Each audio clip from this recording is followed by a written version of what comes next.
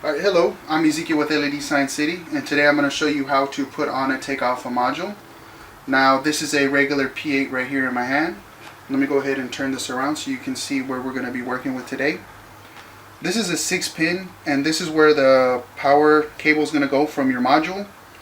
And then this is where your ribbon cable will go, and this is so that way you can display images and videos from your video card straight to this module.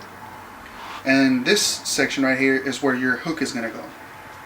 Okay, so first we're going to start off with the hook. So there's a safety first.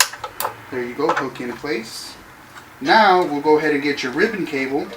Go ahead and snap that in right here. And then last we'll go ahead and then get the power cable from your module. Connect that in. Now once that's all together, you're completed. Now just make sure that your ribbon cable is tucked in your cabinet. You don't want any exposed cables or anything like that. So we'll go ahead and just put that in. And with your tool right here, you'll go ahead and start from the bottom. Go ahead, go all the way in. Turn. Now that's locked. And now for this top one up here, go ahead and then lock. And now you're done. So in order to take it off, we're going to go ahead and start at the top. Go ahead and turn to your left. Same thing on this bottom right here.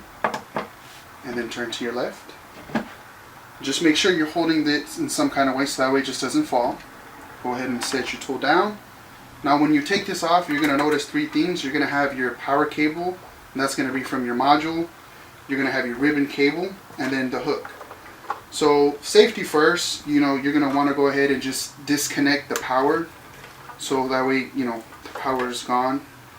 Secondly, you're going to want to disconnect your ribbon cable. And then lastly, you will just take this hook off. And there you go. That's how you take off our modules.